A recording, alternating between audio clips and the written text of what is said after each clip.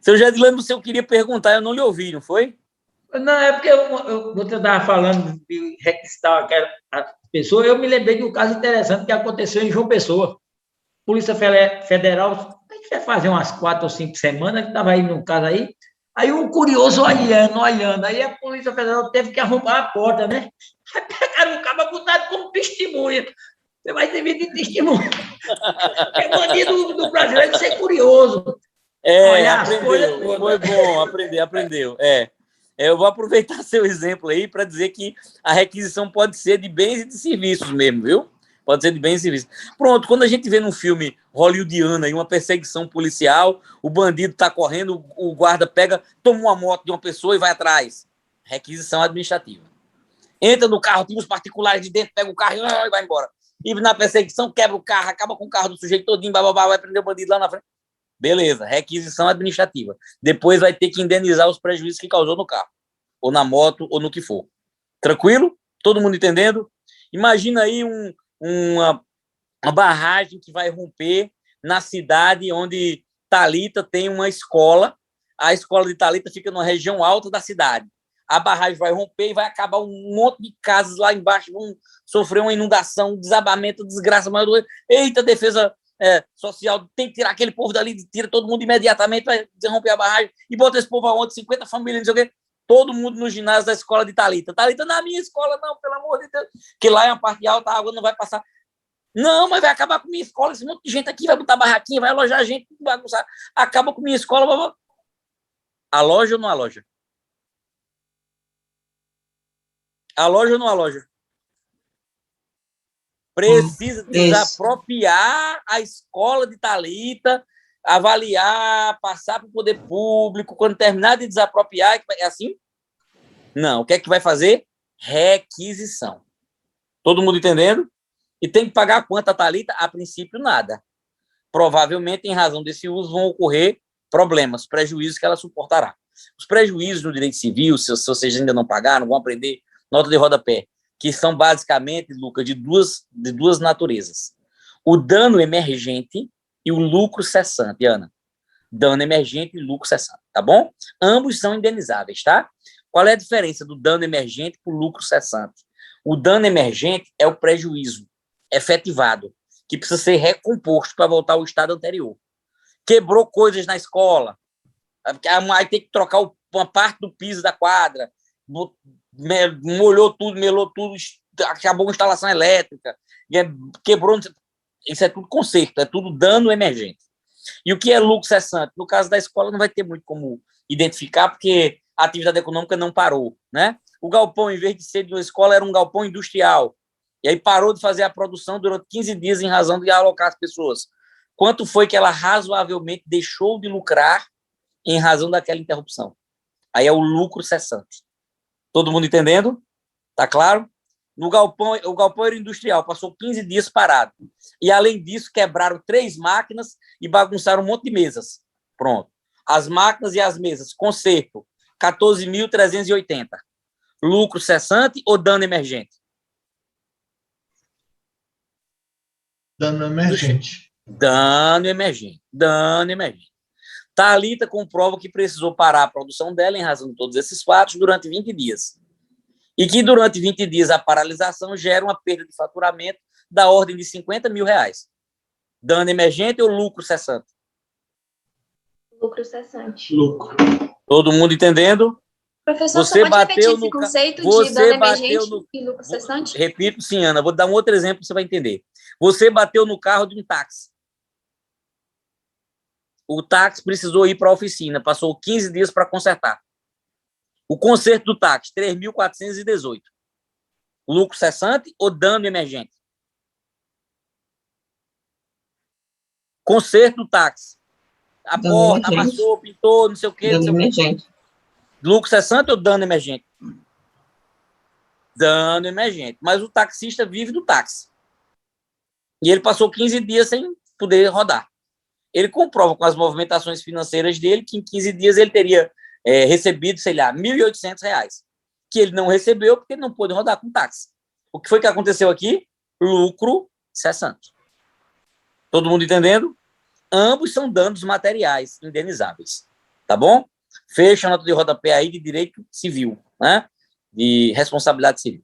Todo mundo vive acordado entendendo o que é requisição administrativa. Vamos aprofundar mais isso, quero crer lá em direito administrativo, tá? E para a gente fechar a conversa de hoje, de propriedade, o uso capião. Quem já ouviu falar aqui em uso capião? Quem já ouviu falar, levanta só o dedinho aqui para mim, na câmera. Ouvi falar, não estou perguntando se você sabe direito explicar, não. Já ouviu falar uso capião?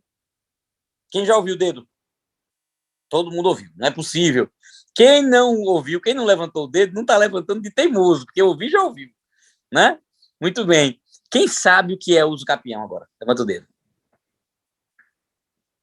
Agora eu quero ver quem é o atrevido que vai levantar para dizer que sabe. Nem eu estou levantando o meu, viu? E olha que eu já estudei esse negócio umas 418 vezes. No direito público, você não está levantando o dedo, privado. Eu ia levantar, mas não vou mais, não. Eu também não. Professor, eu lembro que a Juliette explicou um pouquinho sobre o uso capião dentro do BBB para o pessoal na casa. Ai, meu Jesus! Aí eu lembro que eu ri muito, porque, tipo, ela falou sobre o uso capião da cama, porque ela dormia naquela cama um tempão, aí ela falou, uso capião, aí explicando pro pessoal, menino, é posse, segundo a Juliette. Muito bem. Pior que pelo menos ela brincou, fez uma analogia que é minimamente plausível, né? Ela falou da posse e da aquisição por meio da posse. Ela está no caminho correto, não está errado. Pior é a Anitta explicando separação dos poderes. Vocês procuram um vídeo aí que eu vi. A Anitta explicando a separação dos poderes. O prefeito é o judiciário. E aí ele legisla, porque o que julga é o meu Jesus. Você olha assim, meu Deus do céu, o menino de terceira série assim, vai fazer uma explicação muito melhor. Pelo amor de Deus. Depois vocês procurem. A Anitta explicando a separação dos poderes. É de fazer chorar, né? Vamos lá. Em relação ao uso capião, vamos lá. Nota de rodapé enorme. Antes de começar a nota, eu vou perguntar a vocês. É um instituto que é típico do direito privado ou do direito público?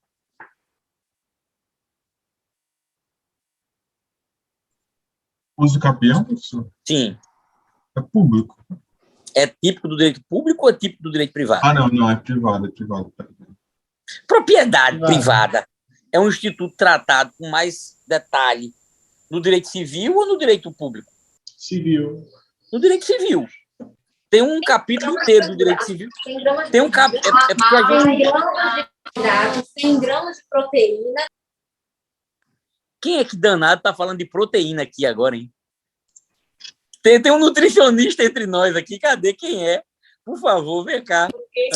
Professor, fui eu que eu entrei aqui.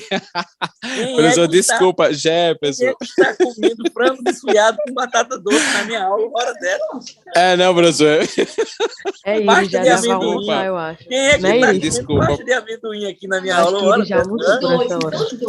Professor, desculpa.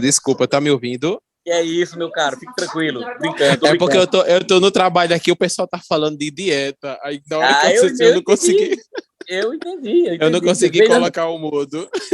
Manda um abraço. Mas desculpa aí. Manda um abraço pro pessoal mandar aí e diga que perseverem, que dieta é muito difícil. Valeu. Para mim, dieta é 1000 vezes mais difícil do que direito funcional, viu? Eu estudo com muita alegria e continuo gordinho. Pode ser. Valeu, mas desculpa, viu? Nada, vamos lá. Estou dizendo que uso capião é típico do direito privado. Por quê? Nós temos um capítulo enorme no direito civil só para os direitos reais, que é o chamado direito das coisas, não é? Normalmente vai ser o seu civil 3. Vai ter um civil parte geral, aí vai ter um civil pessoas, depois coisas.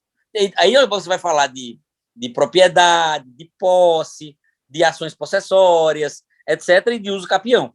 É típico do direito privado.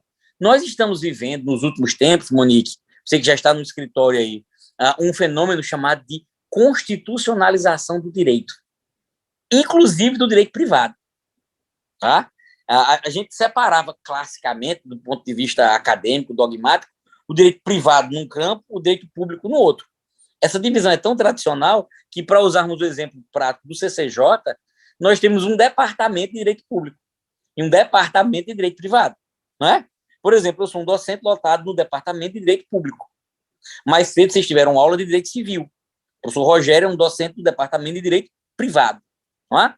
O direito civil é, digamos, a principal espinha dorsal do direito privado. O direito constitucional é a principal espinha dorsal do direito público. Mas não há uma separação tão estanque assim, sobretudo quando a gente considera o direito constitucional. Nós estamos vivenciando uma releitura de todos os demais instrumentos e de todos os demais ramos do sistema jurídico à luz do direito público, sobretudo do direito constitucional. Por isso, a gente tem vários institutos do direito civil sofrendo impactos de opções postas na Constituição Federal. Por exemplo, função social da propriedade impacta fortemente o direito privado. Dela a gente pode extrair, além das consequências sobre a propriedade, também a ideia de função social dos contratos, que, por sua vez, qualificam uma exigência da nota de justiça na esfera contratual, possibilitando ao Estado revisões contratuais, busca pelo equilíbrio contratual, vedação à onerosidade excessiva, nulidade das cláusulas contratuais abusivas, etc. A gente tem um novo conceito de família do direito privado construído a partir do direito público. A gente acaba com o pátrio poder, que fala de poder familiar.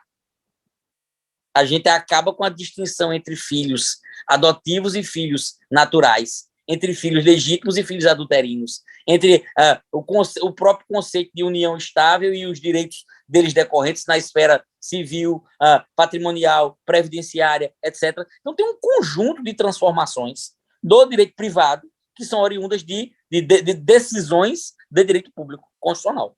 Tranquilo, tá claro? Aí, estou fazendo um quadro aqui, espero que vocês estejam acompanhando esse quadro. Não é? Em relação ao uso capião, acontece algo semelhante. É um instituto típico do direito privado, mas que, por exceção, nossa Constituição de 88 atenta ao seu caráter social e buscando regularização fundiária, sobretudo em situações de vulnerabilidade econômica, criou duas hipóteses de uso capião e previu expressamente na Constituição. Essa é a razão pela qual nós estamos falando de uso capião aqui, em plena aula de direito constitucional, coisa que é incomum. Antigamente não ia ter isso, mas atrás você ia falar de uso capião só lá no direito civil, quando estivesse estudando direitos reais, ok? Mas a gente está falando porque nós temos duas hipóteses de uso capião previstas diretamente na Constituição. E, professor, o que é que isso tem a ver com direito de propriedade? Somente tudo, porque o uso capião é um método ou um modo aquisitivo originário, ou um modo de aquisição originário do direito de propriedade. Já estamos agora no direito civil, tipicamente. Estamos em plena doutrina civilista agora. Não é? A propriedade é adquirida de modo originário ou de modo derivado. Como é nota de rodapé, estou me permitindo estender um pouco a conversa. O que é um modo aquisitivo originário e o que é um modo aquisitivo derivado, professor, da propriedade? O modo aquisitivo é derivado, ou o título aquisitivo é derivado, quando você recebe a propriedade por algum título jurídico que lhe transfira de um outro proprietário anterior. Por exemplo, você comprou, no caso de compra e venda, era de fulano que vendeu a você adquiriu a propriedade de modo derivado. No caso de doação, era de Maico doou para seu Gedilane. Gedilane recebeu, ele agora é o proprietário, por doação. Esse título translativo é registrado no cartório de registro imobiliário. A propriedade era de Maico, virou de Gedilane. É derivado. Herança. Morreu o avô de Caio, que passou para o pai de Caio, que agora passou para Caio determinado bem. Pronto. É modo aquisitivo originário ou derivado? Derivado. Aí você pode estar pensando aí, Lucas, professor, estou entendendo, mas para mim toda aquisição é derivada. Porque sempre vai ter um dono anterior que depois passou para mim. A casa que vovô morou e meu pai herdou e passou para mim. Né? Isso aí é derivado. Tudo bem. Mas não. São excepcionais e são menos visíveis. Mas também tem situações em que você adquire a propriedade sem que ela tenha passado por um proprietário anterior. Por exemplo, lá vai Lucas pescar. Foi no mar e pescou. Voltou com 2 tarrafos cheios de peixe na mão. De quem são os peixes? Não entendi. De Lucas, não é não? Adquiriu de modo originário ou derivado? Se disser derivado, eu vou perguntar só se foi de Iemanjá para Lucas. Até então, não é? Pois é. O Lucas pegou e... Não é assim? Pronto. A uso capião é um modo aquisitivo considerado originário porque o título não passa, Daniel, do proprietário anterior para você. Você não tem vínculo com ele. Na verdade, o que você faz é constituir um vínculo direto com a coisa, em substituição ao vínculo que ele, proprietário, tinha antes com a coisa. Não sei se você está entendendo o que eu estou falando. Ó, o que acontece na uso capião? Tem a coisa aqui e o proprietário dela aqui. Está vinculado. Mas você toma posse daquela coisa e o proprietário desdenha da coisa. Tanto que ele deixa que você haja como dono por um tempo definido na lei. E se sua posse não tiver nenhum dos vícios que maculam a justeza da posse, quais são esses vícios, professor? A posse não pode ser violenta, clandestina, nem precária. Eu vou explicar o que é cada um. Nem devia fazer isso tudo, isso é direito civil, viu? Vocês vão estudar isso lá na frente, no direito civil. O que é uma posse violenta? É aquela adquirida ou mantida por esbulho possessório, Ana. Invadiu a propriedade na violência, tirou o dono de lá. Pronto, isso aí é esbulho possessório, é posse violenta. O cara quer de volta, se você se vier aqui, eu lhe mato. Pronto, então você está de posse porque você violentamente tomou. Não conta prazo para uso capião. Tranquilo? Todo mundo entendendo? Precária, o camarada lhe emprestou para devolver. Você sabe quem é o dono, e agora o dono está ali só licitando e você não quer. Tanto que ele vai na justiça denunciar que você não quer devolver a propriedade dele, pedir que lhe force a restituir. Não conta prazo para uso capião. Você não tem ânimos domini, não é dono. E clandestina é quando você está de posse escondido. Professor, como é que eu vou ficar de posse escondido? É uma posse clandestina, não é? Você tem que estar de posse ostensivamente para contar prazo para uso capião. Contar como dono, se apresentar como dono, todo mundo achar que é sua. De tão ausente está o dono originário, e tão presente está o possuidor, que é como se fosse dele e não do outro. Professor, mas me dê um exemplo aí de uma posse clandestina para eu entender. Vamos lá.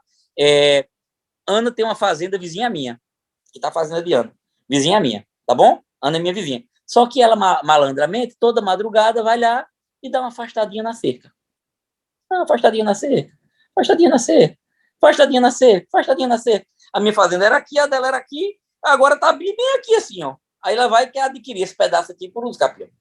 Quando a gente percebeu que ela fez isso, a partir de quando percebeu, a posse dela deixou de ser clandestina. Esse prazo aqui de clandestinidade não conta para aquisição. Agora, se perceber e deixar, aí ela pode conseguir a alteração dos limites, porque ela estava se apresentando como dona dessa área toda e o dono original não reclamou. E quanto tempo, professor, demora para adquirir por uso capião? Eu vou repetir antes de dizer o tempo e os requisitos. Por que estou dizendo que é aquisitivo originário, Thalitinha? Porque o dono estava aqui ligado à coisa, não é? Ó? Só que o dono deixou a coisa sem cuida, abandonou a coisa, desdenhou a coisa.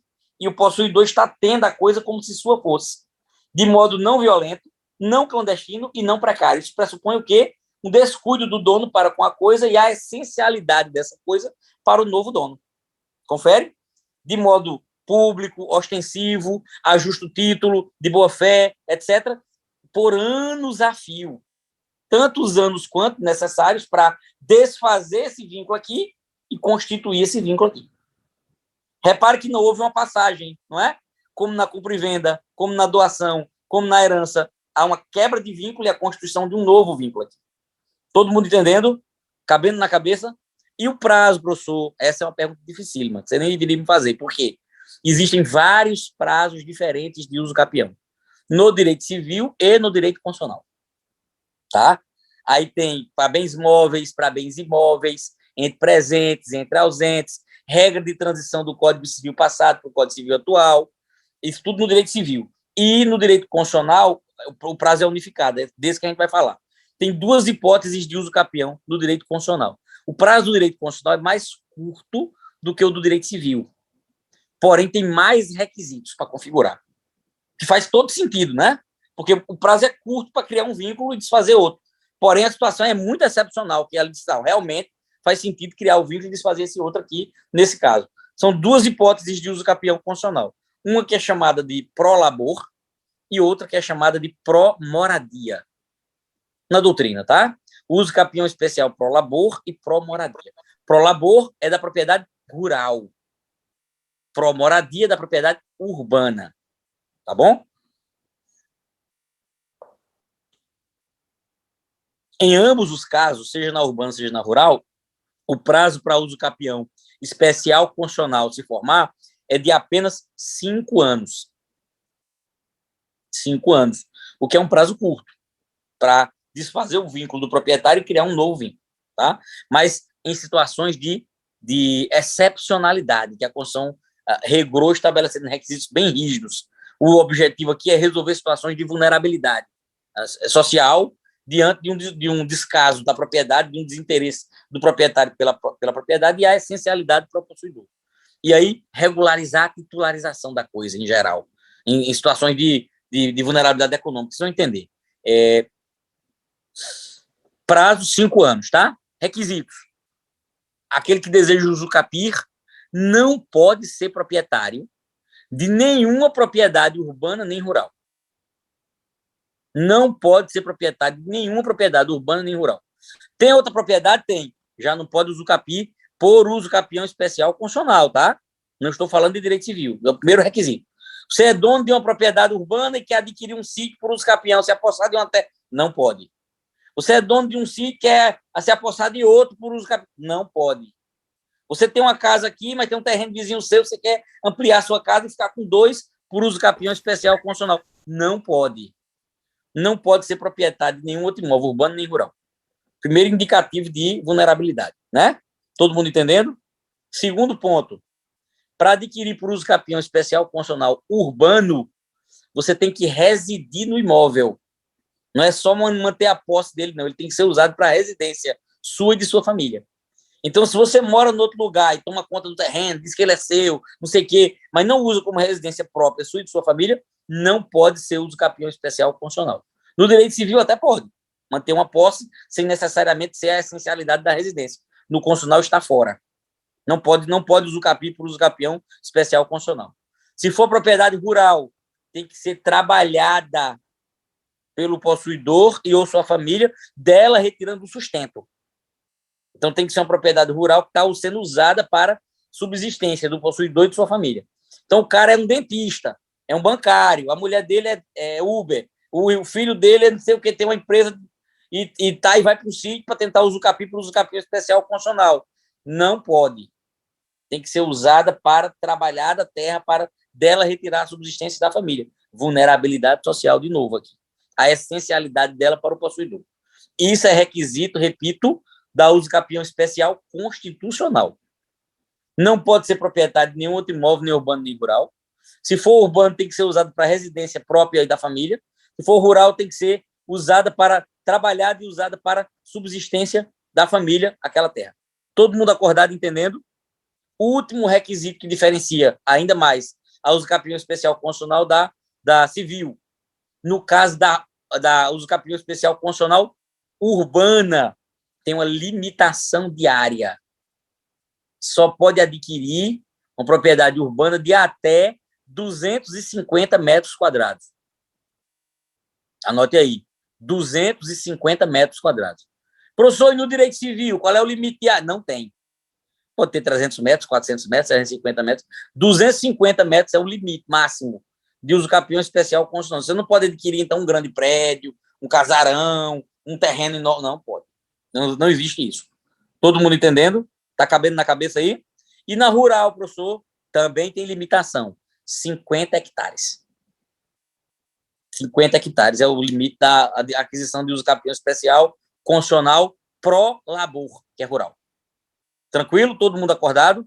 Professor, então o uso capião só acontece desse jeito que o senhor falou? Não. O uso capião especial constitucional. Uma boa maneira de entender, para depois você aprofundar e detalhar, é na uso capião especial constitucional, eu vou ter um tempo mais curto para a aquisição, porém a situação é muito excepcional, porque os requisitos são bem rigorosos estabelecidos na Constituição. Fora dessas hipóteses, eu tenho que buscar o uso capião civil, lá do Código Civil, que também tem prazos maiores. Tranquilo? Todo mundo compreendendo? Cabendo na cabeça da gente aí ou não? Beleza. Anote mais um detalhe. Bens públicos não são usucapíveis.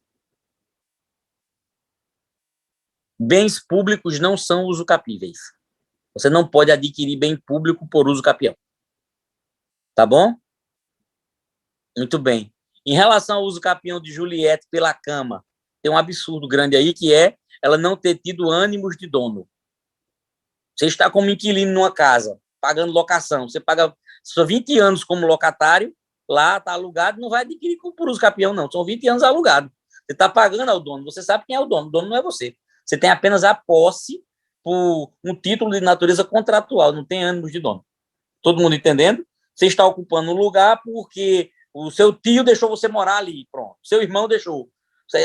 Evidentemente, você está alojado porque tem uma atividade recreativa em determinado lugar, ou porque está exercendo uma atividade econômica combinando com o proprietário, ou no caso, porque está participando de um programa. Eu digo que foi uma boa analogia, uma analogia inteligente para falar de um instituto, acho que ela se lembrou por ter ficado tão vinculada à cama, que dizer assim, eu estou tão aqui que essa cama já devia até ser minha por uso capião. Aí vai explicar o que é. Então, não está tão distante do conceito, mas tecnicamente, lógico que não é enquadrável, né? Não vai adquirir a propriedade de um bem que está usando durante um certo tempo num programa que tem regras contratualmente estabelecidas, etc. Totalmente sem sentido, né? Mas, como analogia, não está tão distante do conteúdo. Todo mundo entendendo o que estou falando? Dúvida, não. Não pode adquirir por uso capião bem público, Caio.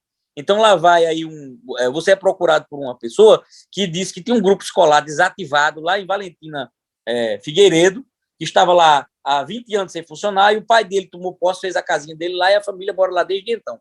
Faz 20 anos que eles moram lá. O pai, a mãe, os filhos que estão lá, estão morando dentro do grupo, organizaram, até reformaram, transformaram mais em casa, tiraram a cara do grupo e moram lá, e faz 20 anos que estão lá. E agora acabaram de receber a notificação da prefeitura dizendo que dá um prazo de 30 dias para eles desocuparem o imóvel, porque vai reabrir o grupo escolar.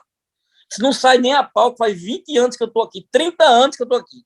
E aí a prefeitura insiste que vai mandar tirar todo mundo de lá, e vai tirar da casa e vai voltar a funcionar o grupo escolar. Sai ou não sai? Sai ou não sai? Sai. Não é bem público. Sai ou não sai, pessoal? Eita! Sim, essa é uma questão...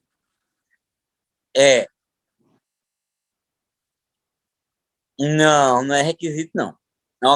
É uma questão de responsabilidade social. Mas, não, é uma questão de responsabilidade social, Daniel. Sua colocação está corretíssima. O poder público não pode sair desabrigando pessoas e jogando na rua, na sarjeta.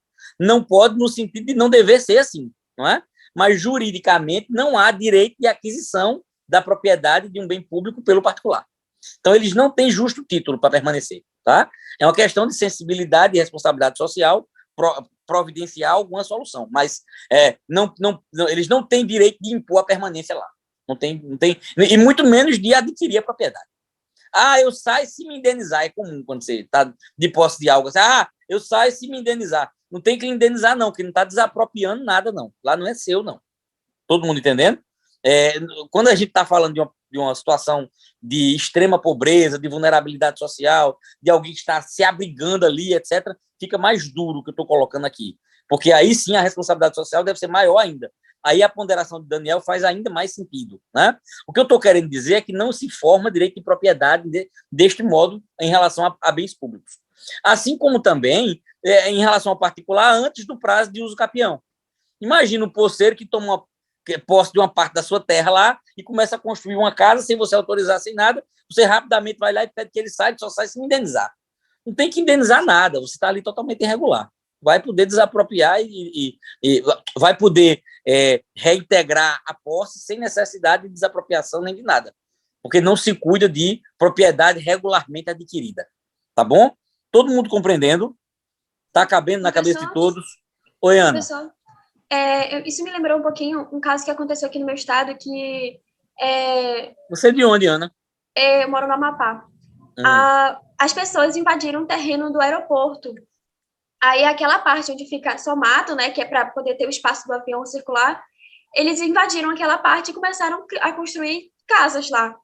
Aí, o caso, como é um órgão federal, né, o aeroporto, eles foram em cima para destituir as pessoas daquele lugar. Inclusive, a minha família, ia comprar uma casa num terreno próximo, e a gente não sabia que era ilegal aquele lugar, né?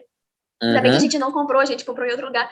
Mas aí destituíram as pessoas, aí foram para o jornal reclamar que não podia fazer isso porque existiam muitas famílias morando naquela área, sendo que era uma área de invasão, e eles tinham consciência disso. Aí parece que ainda estão em processo de justiça, ainda é sigiloso o processo, porque eles estão tentando fazer com que o governo dê, tipo, aquelas casas em condomínios habitacionais, né? Para eles, para todos aqueles que moravam nessa área, sendo que eles tinham consciência. Aí, para mim, não faz sentido nenhum, porque eles tinham consciência daquela área, que era uma área irregular, sabiam que era uma área do aeroporto e mesmo assim invadiram. Então, parece que até queimaram alguns prédios que tinham dentro do aeroporto. Aí a gente vai trazer a questão, Ana. Muito bem, entendi sua intervenção. Eu vou dizer para você o mesmo que eu disse para Daniel, tá bom? A questão da responsabilidade social que o poder público deve ter nesse tipo de situação. E aí, quanto mais injusta for a maneira como se entrou na posse, menos proteção a pessoa que está se apossando deve ter. Não é? Aí a gente vai examinar casuisticamente tanto a dimensão da boa-fé em relação ao ingresso na posse, quanto a necessidade e a essencialidade da manutenção dessa posse, e o poder público deve buscar saídas por responsabilidade social. Mas, juridicamente, a pessoa não tem título para adquirir a propriedade. Tá bom? Todo mundo acordado, entendendo, pessoal? A gente poderia dar vários exemplos desse tipo, tá? Essa é uma questão de muita sensibilidade social e que muito frequentemente exige nossa atenção. Mas a minha preocupação hoje é de ordem jurídica para que vocês compreendam bem o Instituto. A regra não tem uso capião, não tem aquisição de uso capião para bem público. Eu lhe digo mais uma coisa, que você nem vai encontrar do livro, seu Gedilano, isso aí. Por que razão não pode? É muito comum, todo mundo vai dizer, você vai encontrar facilmente dizer, não tem uso capião de bem público. Aí, por que não tem? Eu lhe digo por que não tem. Porque o poder público não pode desdenhar a coisa, como o proprietário desdenha. Há uma indisponibilidade da coisa. Confere? Diferente é Gedilano ter um terreno, passar 40 anos sem nunca nem pisar nesse terreno e não querer nem saber quem está lá. E alguém ter feito uma casa e construído a casa e passar 40 anos cuidando do terreno. Aí Gedilano aparece, esse terreno era meu. Aí o cara disse, falou a coisa certa, seu Gedilano, era seu. Que agora faz 40 anos que eu estou aqui, construí, cuidei, paguei o IPTU, coloquei no meu nome, cerquei, limpei no mato, fiz isso, fiz aquilo, fiz essa casa, não sabia nem quem era o senhor, nunca lhe encontrei, o dono aqui nunca apareceu, disseram que não tinha dono e agora ficou para mim. Pronto, é isso aí que é o uso capião. Todo mundo entendendo? E por que isso não pode acontecer com o poder público? Porque quem pode desdenhar, no caso de poder público, é o administrador. Mas o bem é da coletividade. E aí esse bem é indisponível. Não pode ser abandonado, portanto, não é adquirível por uso capião. Todo mundo vivo? Muito bem. Pessoal, já fui notificado de novo aqui de que vai encerrar, tá bom? Eu já vou deixando vocês espertos aqui, porque eu acho que já está mais ou menos em tempo de realmente a gente ir se encaminhando para o final. Acho que falamos muito de propriedade. Eu planejava entrar em remédios constitucionais ainda hoje, mas acho que já está muito avançado. Vamos fazer isso na próxima sexta-feira, que abrimos muitas notas de rodapé e conversamos muito sobre propriedade, porém eu acho que foi importante que a gente aprofundou bastante o tema e trouxe muitas informações que vocês com certeza vão integrar com outras disciplinas adiante, tá bom? A aula foi Daniel, muito quer falar? Obrigado. Oi, meu amigo.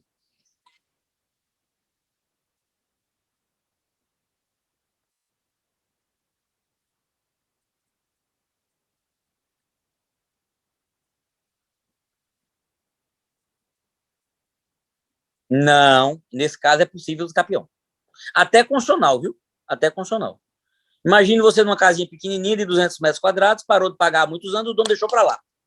Faz 20 anos que você cuida da casa, faz tudo na casa, etc. E ostensivamente, perante todo mundo, não adquiriu de modo violento, não adquiriu de modo clandestino, nem de modo precário. O dono abandonou passando para você.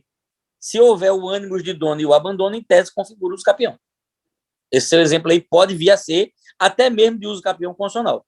Claro que aí teria que ter os outros requisitos. Não pode ser proprietário de nenhum outro imóvel urbano nem rural, ter a limitação da área e utilizá-la como residência própria da família. Beleza? Pessoal, bom fim de semana para todo mundo. Foi um grande prazer estar aqui. Um abraço.